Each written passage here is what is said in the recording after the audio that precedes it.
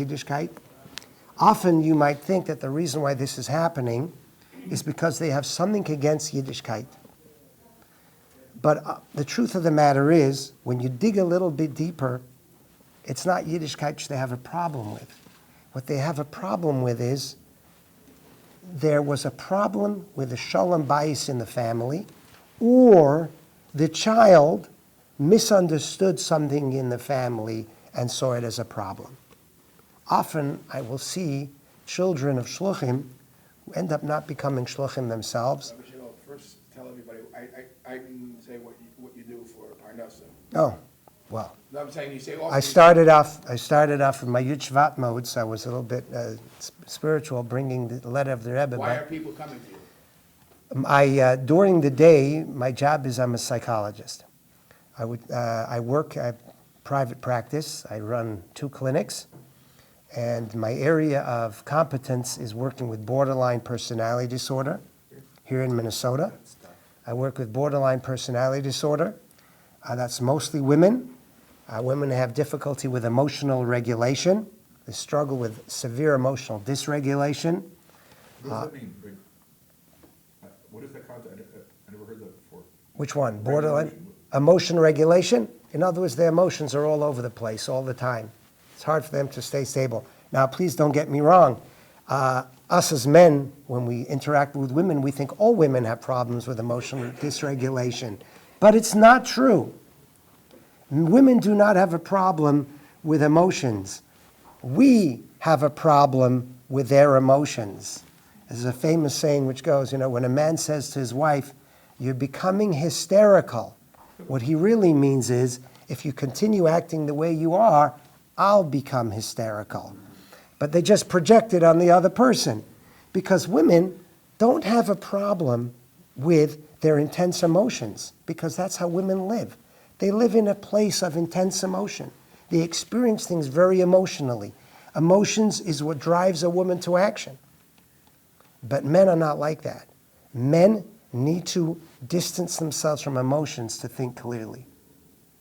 Anyway, we'll talk about that a little bit later if I have some time, because that's a fundamental principle in why we don't understand each other, is because the way we function optimally as human beings, men and women often, of course, there's no such thing as 100%, but my experience tells me it's one of the biggest differences between men and women is the way we function optimally, and we function optimally very differently. So I am a psychologist.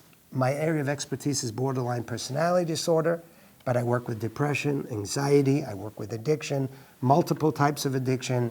Nowadays, unfortunately, it used to be just alcohol. Now there are drugs, meth, things which are illegal, and there are, unfortunately, even now we've got this big opioid addiction, which we struggle with, which basically means painkillers, which is one of the most prevalent problems in the United States today, is opioid addiction, and of course internet addiction and sexual addiction, which has become a real big issue nowadays, which is an addiction. It's a sickness like anything else. This is not a moral failing, I like to tell people.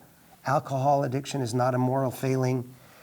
Sexual addiction, internet addiction is not a moral failing. It's a problem of access, and it's a work-related injury. It's a life-related injury. It's like driving in a car, and you're going to drive in a car, you're going to get into accidents. It's not your fault. What you need to learn is you need to learn how to deal with it in today's society. You need to learn safety measures. If you don't have the appropriate safety measures, we are all capable of becoming addicts, because the availability today is so out there that the typical way of protecting oneself from these kind of things doesn't work anymore. It used to be you didn't want to become an addict to medication, to drugs. You didn't take drugs. Unfortunately, today, we all have access to that. Doctors are giving us drugs all the time. And so we're becoming addicted without realizing it. We're becoming addicted to our cell phones and to other things available on our cell phones simply because it's available. And we become addicted without even realizing that it's happening to us. And so we got to approach this a little bit differently than we've done in the past. But anyway, that's what I do. One of the major areas I work with is, like I said, sexual addiction, and things like that. I also work with couples, couples both in the non-Jewish community and in the Jewish community. I would say that I started my work, I work 10% with the Jewish community, maybe less, 90% with the non-Jewish community, and that's slowly equaling out.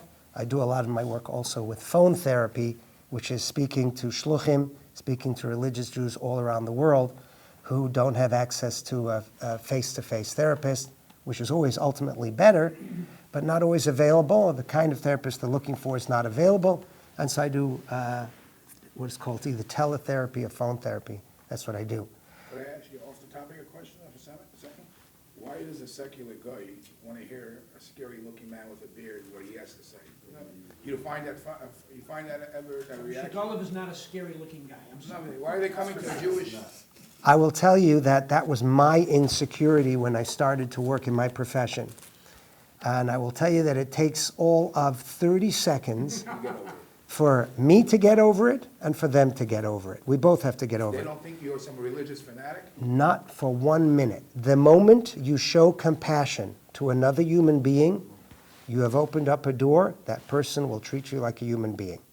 Doesn't matter who you are.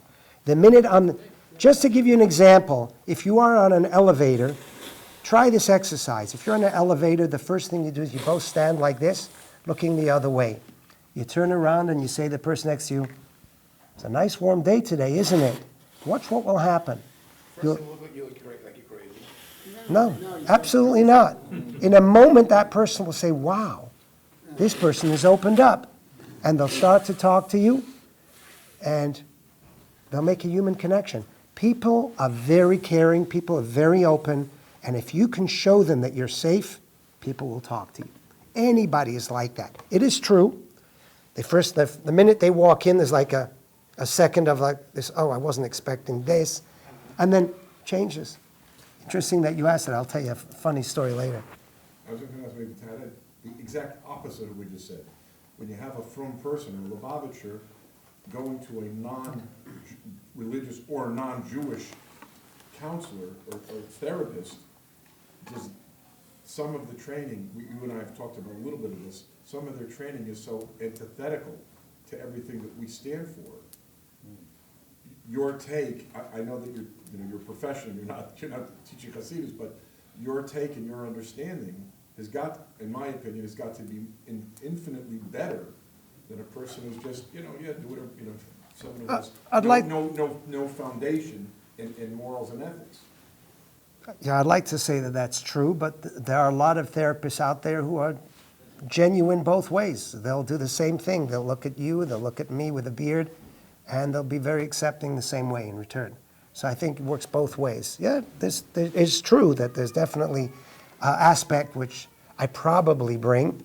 I try to keep those two hats separately. My therapist hat is a totally different hat than my religious hat, unless people ask me to be wearing both hats. But otherwise, I keep them separate. Except that the Tanya expresses the same thing, face to face. That's right. Person. Relationship is the most dear thing in the world. What makes us human is our ability to engage in relationships. Animals engage in relationships, but those are only emotional. We engage in relationships using both our heads and our hearts together. And that's what makes us different. But relationships is what makes us human. And that's why the highest expression of the human being is the fact that he has a relationship.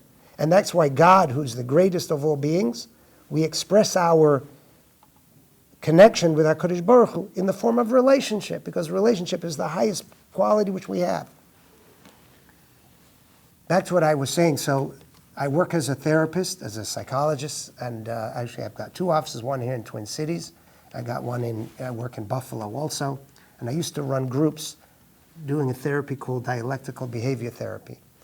Dialectical behavior therapy is a therapy which was developed out of Zen Buddhism, but has really nothing to do with it. And it's teaching mindfulness and teaching moyach shalit al alev, teaching the concept of mind over emotion. It's an important thing. But anyway, that's where I come from and where my area of competence is. I want to say something else about talking about relationships. And especially when I'm here giving a shiur that's based in Torah I'm not here just to talk about psychology, but I want to use the Torah as a springboard. Those of you here who learn Chitas every day, I'm going to ask you a question. What is the most common Rashi you find? Rashi, most common Rashi in the Torah. Rashi often repeats himself. Often says, you come to Rashi and says the same thing over again. I'll give you an example. Any of you know, when he talks about the tzitz, Rashi talks about the tzitz about 4 or 5 times. He says the same thing, that the tzitz goes around, goes on top, it goes over the mitznefes, it goes under the mitznefes. He explains it about 5 or 6 times in the Torah. That's one of the most common Rashis. Another common Rashi, which is even more common than that, is kol mila sheyesh hey behaschala lamed diktok. It's every pasuk which has a hey before it, a hey at the end of it is like a lamed before it. Instead of saying la oretz, it says artza. This Rashi is repeated many times in the Torah. But there's one Rashi. What's that? He doesn't say it the first time it occurs in the Chumash. He says it much, much later. Why are you coming now to say it? Good question. Good question. But there's a Rashi which is repeated even more times than that. Anybody know which Rashi that is? It's repeated over and over again. I find this amazing, and I have a competition with my son who's going to point it out every time we see it in Chumash. This is the Rashi of Vayikach. And the Pasuk says, Vayikach en kichel b'dvarim. The Pasuk says, Vayikach. For example, in this week's Parsha, says, Vayikach Paroi es amoy lokach imoy. It says, when Paroi ran after the Jewish people, after they left Egypt, it says, Ves amoy lokach imoy, and he took his people with him. Rashi right away says, what does it mean he took them? You can take a siddur, you can take a chumash, you can't take people. What do? Take him, put him in a bag, and walk off with them? He says that doesn't happen. He says, Ein kicha ela bidvorim. The only way you can take a human being is bidvorim, is by talking to them. Okay, that means you have to use your mouth. There has to be verbal communication. You got to speak to somebody. You can't just take them, What's interesting is, Rashi takes another step further. I know a lot of people who believe in this, that the only way to take somebody is with words, but it's with harsh words. They use a force. You can use verbal force. You can use abuse. But Rashi says, Mashcheyu b'dvarim, he says, you draw the person with words, ashrecha, words of praise. And he says that Pari said to his people, I will go in the front, you will get all the money back from the Jewish people, from the Israelites, etc., etc. What is Rashi telling them? What is Rashi telling us? That the word vayikach means you try to take somebody, you try to influence somebody, it's through the power of speech. And ultimately, what power of speech? The power of gentle speech. The power of taking them. It's very interesting that we find this in Bereshis in the first parsha. It says, Vayikach Hashem es ha'odam. And HaKadosh Baruch Hu took Adam and he put him into the Gan. He put him into the Garden of Eden. Rashi says over there, and he took him, HaKadosh Baruch Hu. HaKadosh Baruch Hu can literally take a person. He can pick him up and he can put him where he needs to. But Rashi says that's not what it means. Rashi says Vayikach means, and he spoke to him, and he convinced him, and he negotiated with him. He spoke to him nicely. This Rashi you will find over and over again in Chumash. It says Vayikach Moshe es Aaron, and Vayikach Moshe es Aaron, I think, in one of those places where he took Aaron and he says to him, he convinced him that this when he was going to take him to his burial, that this was going to be a beautiful thing for him and for his children. So we see over and over again this concept Vayikach. Interestingly, a marriage is ki yikach ish isha. How is it described when a man will take a woman?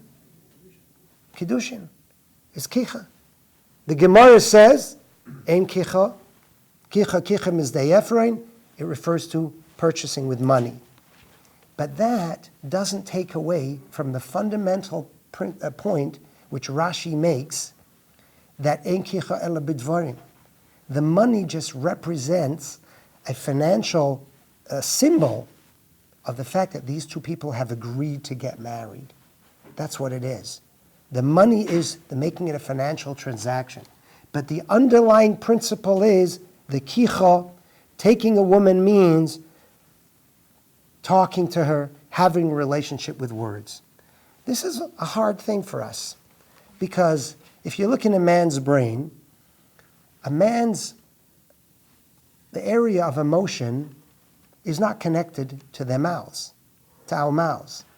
Our emotional area of the brain is connected to the area of movement and the area of action. And so how does a man often show his love? Shows his love through his hands, or through his action, or through feeling, or through touch. But for a woman, their emotions are attached to their mouths, to the speech part of the brain. And so whenever they have feelings, it comes out through speech. And the only way you convey emotion for a woman is through speech. Without speech, it doesn't happen. I got to tell you a story. You know, the famous joke, which happens in my office all the time, the woman says to me, my husband never says I love you to me. He never says he loves me. And the husband turns to his wife in the office and says to me, I don't understand. When we got married 22 years ago, I told you I loved you. If I'll change my mind, I'll let you know. What do you want from me? See, men look at marriage using the principle, if it isn't broken, don't touch it. That's the way men look at marriage. The way women look at marriage is like a baby, like a plant. You got to nurture it every day. You got to tell me, it's like, you eat every day? You drink every day? You got to tell me I love you every day. And by the way, if you think that's strange, why do you think we daven every day? We daven every day because it's not enough that we love God. We've got to say it every day. We've got to say, God, I'm in a relationship with you every day. It's not enough just doing mitzvahs. It's not enough just buying your wife a card. It's not enough just buying your wife a ring. It's not enough just doing the dishes. It's not even enough coming home and putting your entire paycheck on the table and saying, here, honey, here it is. Because to your wife, she doesn't know what that means. She doesn't see that as an act of love. She thinks you're just dumping it on her to make it her job. It all changes when you speak. When you say these words, honey, I love you. Here's my paycheck. Honey, I was thinking of you, and so I bought you a card. Cards are wonderful because cards got words on them, so they speak for you. If you don't know how to speak, buy a good Hallmark card. So how many times do people come to me and say to me, my wife says I don't love her? Here's a typical example. A woman says, my husband never says I love you. He says, what do you mean I never say it? Didn't I fix your car today? So I say to him, do you love your wife? And he says, I fixed her car this morning. Answer the question. He says, what kind of question is that? I go to work every day just because of her. He will not say the words, I love you. I have to say to him, no. I'm asking you a simple question. I'm actually going to read you the script. Turn to your wife, look at her, and say, I love you. And he can't say it. But he means it, because it really is true. A man's emotion, when his heart is working, his mouth doesn't work that well. And it's something which you got to practice. Ein kicha ela b'dvarim.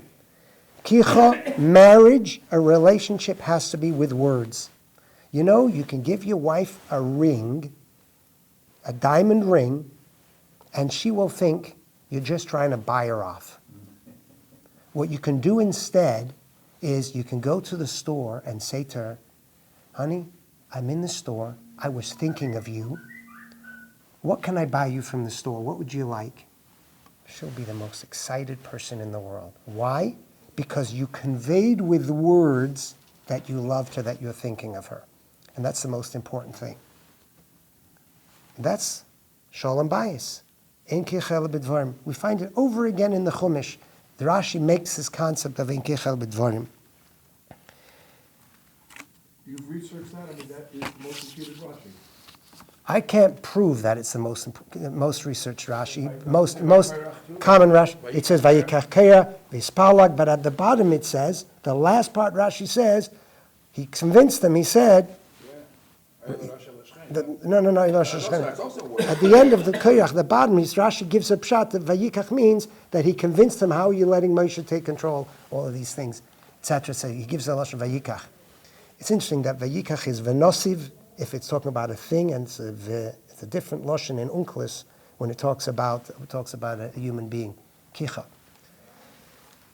I once heard, and I actually checked this, Rabbi Pekarsky, who told me that the story is true, but I remember seeing a video of Roy Weiss, who was the Rebbe's doctor. And he was speaking with the Rebbe once, and I don't remember exactly what happened, but I think the Rebbe was not able to be with his wife in the morning for his regular time when the Rebbe would be with his wife. What's that? For tea. There you are. And what did the Rebbe say? The Rebbe said that sitting with my wife in the morning for the cup of tea is as important for me as putting on tefillin. Now let me tell you what that means. I don't know what that means. I'm not the Rebbe, but I'll tell you what it means to me. Do you know what the first mitzvah of the Rebbe was? Mitzvah tefillin. The mitzvah tefillin was that every Jew should put on tefillin. The Rebbe made it his call, his mission, mitzvah tefillin. And what the Rebbe is saying is that shalom bayis, the ability to sit with his wife, is just as important as tefillin. And I think when you really boil this down, the Rebbe is just saying a very simple statement. He's saying that shalom bayis, taking care of the home front, is just as important as davening. They both happen to be mitzvah saseh. They're both positive commandments. And so just like you have an obligation to put on tefillin, you have exactly the same obligation to make sure that things at home are peaceful, things are happy. By the way, I was talking about the problem why relationships is so important in a family. The shalom bayis, the relationship between a husband and a wife, is so important because when children feel that their parents' relationship it's not safe, what they do is they run elsewhere to get that feeling of connection. Most of the addictions which we see with children is because they're really looking for connection and they don't see it at home. Another reason why we see kids going fry and not becoming religious is because they feel they want connection and they're looking at home and they're seeing that Shabbos, they're seeing that learning, all of these things are interfering with what they think are interfering with the relationship of their parents. And they feel like